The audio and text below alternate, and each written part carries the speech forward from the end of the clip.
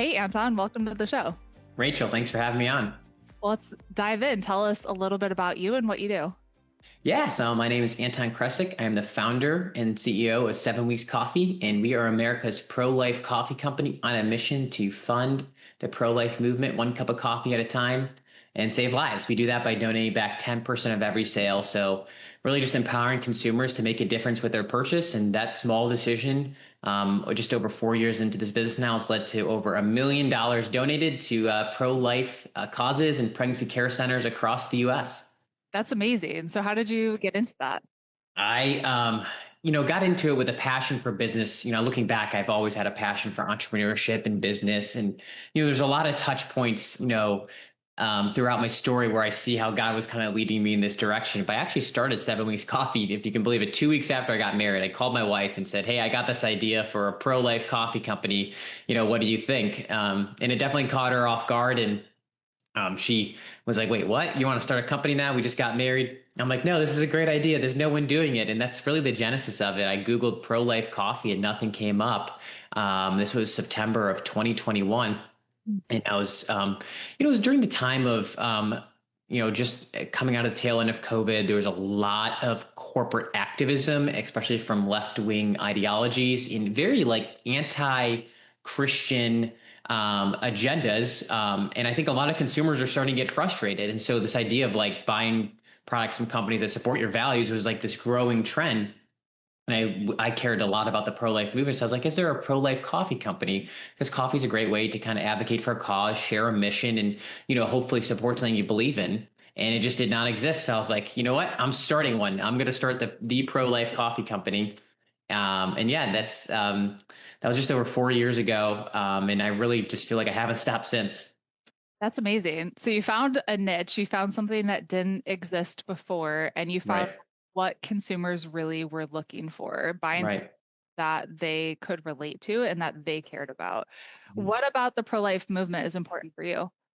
Why is Yeah, so it's funny, I grew up in a Christian home. I'm from Ohio originally. I live here in Virginia now, and I've always like knew about what pro-life was. I'm pro-life. I don't believe abortion is ever the answer, or it's always wrong to kill an innocent human being, which is abortion. So I've had that like that knowledge in my head, but I never really knew what it like looked like to live that out.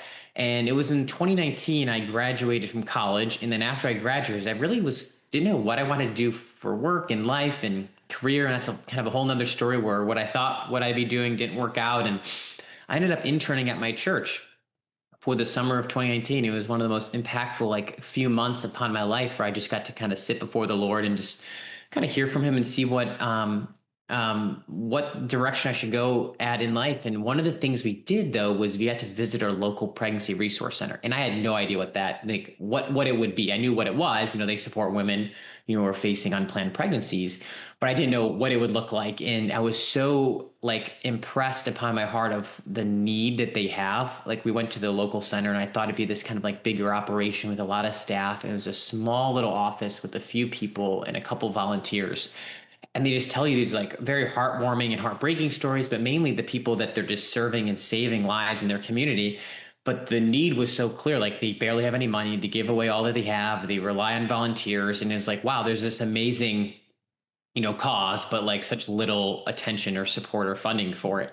And so that like left a really deep impression. That was, 3 years before I even had the idea for 7 Weeks Coffee, but that's what really inspired me to want to get involved in the pro-life movement. So after I did that internship, I ended up moving to DC. I worked in political fundraising and worked in politics. I had this idea of like, hey, one of the best ways maybe I can make a difference is trying to bring godly values into government, live out, a biblical worldview, especially in politics, because, it's a huge influence on our culture and vice versa, which was a great experience. But, with anything, it's sometimes a little disheartening to kind of see how the whole political system works. And you feel like everything kind of is stagnated. And oftentimes people say things, but there's very little impact made from a standpoint in like Washington agenda and Washington politics. It's all kind of in talk. And so, during all that time I think God was preparing me to launch 7 Weeks Coffee, which kind of came on the tail end of working in political fundraising, and really this idea of like, hey, we don't need Washington to save us or to, to protect life, even though they want them to. Maybe they won't. Maybe they'll never do it. We can't control how these votes always work out, even though we want to advocate for, politicians to vote the right way. But it's like, why not get started in the private sector? Why not get started today with just giving back to our local center? Because this idea of like impact, I think is this general term, but like true impact is done at the local level, right? So for us, it's like, let's just give back to our local pregnancy resource center. And that was the idea of 7 Wings Coffee, like give back locally. And so that first month we sold $8,000 worth of coffee. We dropped off a check for $800 at our local pregnancy resource center. And that was month one.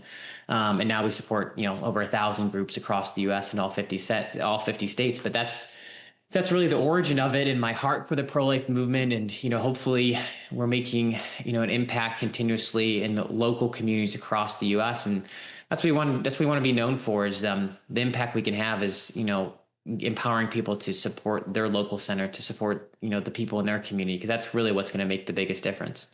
Amen. So how did you get those first $8,000 worth of sales that first month? Yeah. So, I mean, when you start a business, you just got to be as gritty and hustle as hard as you can. And I started it, like I said, 2 weeks after I got married. I was like, okay, I got to put some money in a business account. So I opened a business account, put $3,500 into it. I was like, that's going to be our seed money.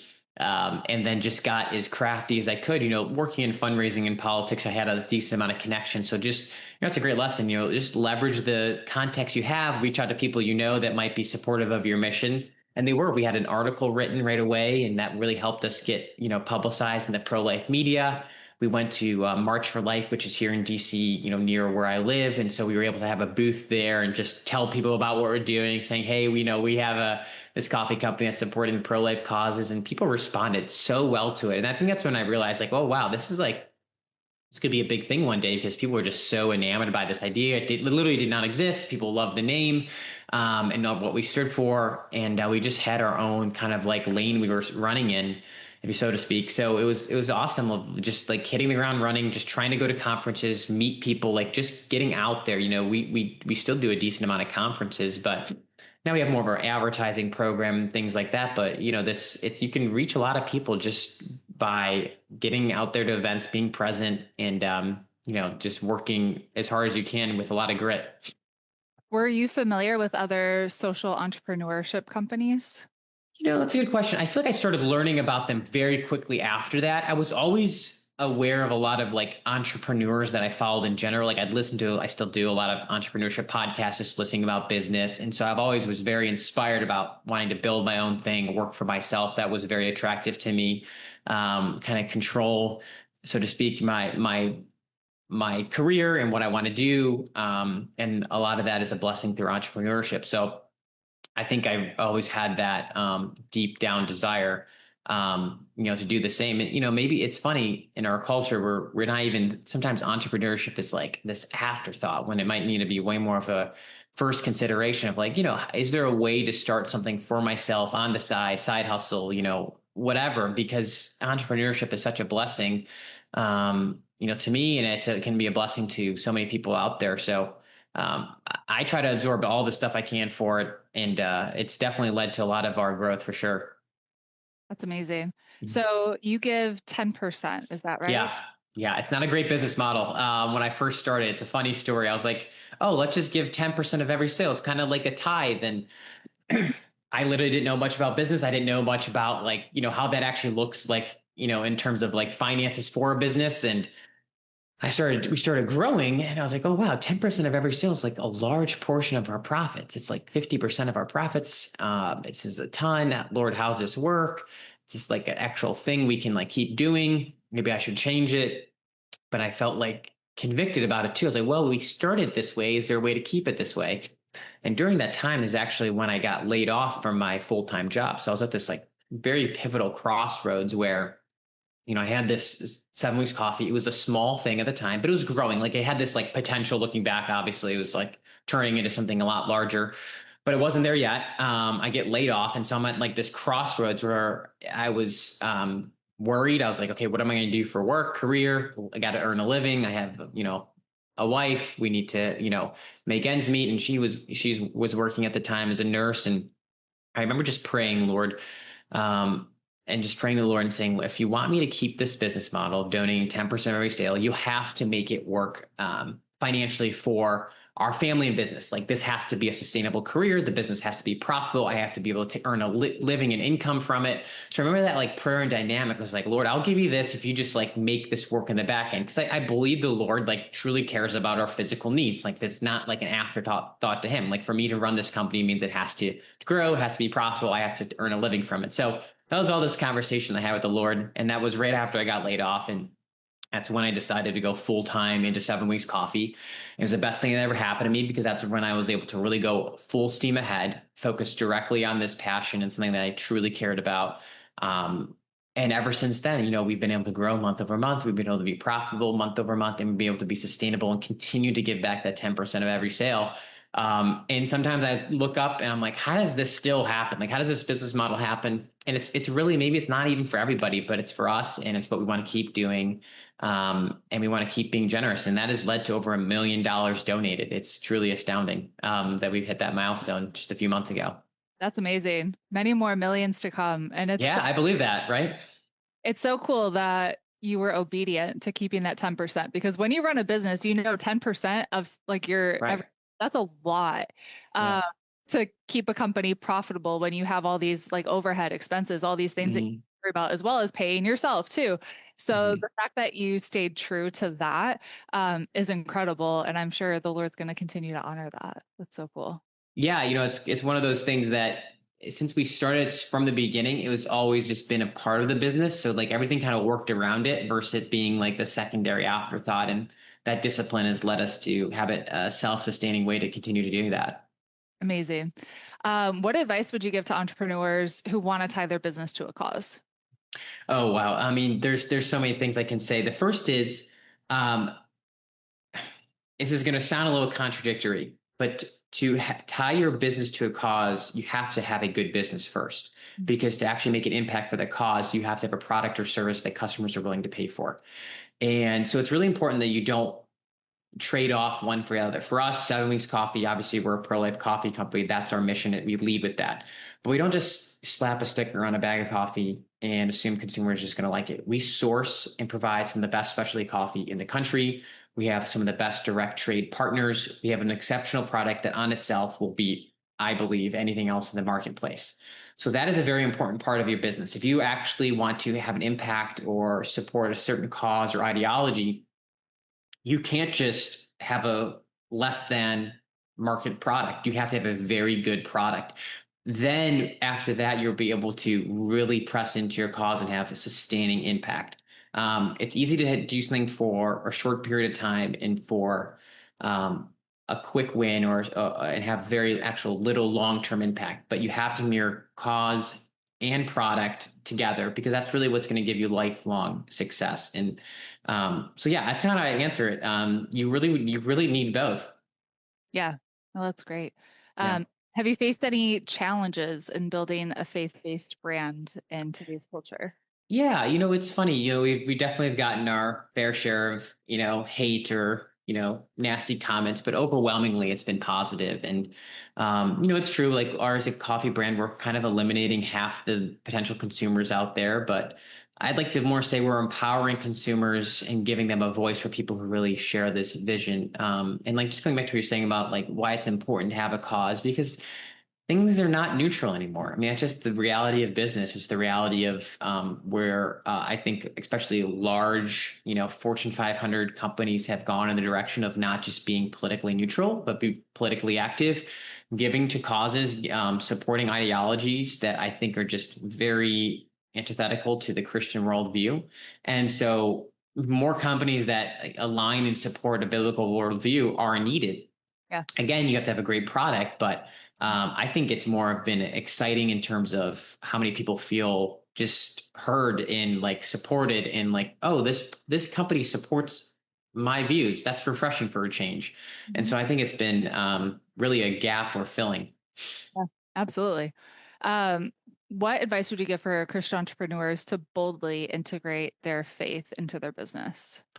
Um, I'd say just make sure you're convicted on whatever you want to get behind. It's just like you cannot fake a personal conviction. For like I was saying, like the story of how I came to be so passionately involved in the pro-life movement and visiting the pregnancy center and kind of moving to DC to get involved in advancing pro-life values, advancing biblical values. That was like 3 years in the making of like wanting to do that. And then I got the opportunity to start 7 Weeks Coffee. So it's just like so important to have that personal conviction, because that's what's gonna push you through all the tireless nights and all the headaches and all the challenges of business, because there's a ton of them. 7 Weeks Coffee is grown quite fast over 4 years, but it's never the easiest, right? That's with any business. There's tons of challenges and setbacks and things you didn't expect. And um, you have to be so focused on being committed to your principles, your values, and kind of how you want to run your business to ultimately advocate for those values. So when those headwinds do hit you, you're ready for it. And you have like a game plan you can fall back on. What are some of those challenges faced and how have you? Yeah, I mean, when you're starting a business, especially for me, this was like the first business I started. I mean, I started this when I was 25, I think. So I was like truly learning business for the first time, and you don't know what you don't know. There's so many things where you're just continuously moving through that you have to be so just agile to adapt. We've had issues with suppliers. We've had issues with people trying to rip us off and copy us. We've had, all the, issues in terms of like customers getting their product early on, or issues with, supply chain and fulfillment.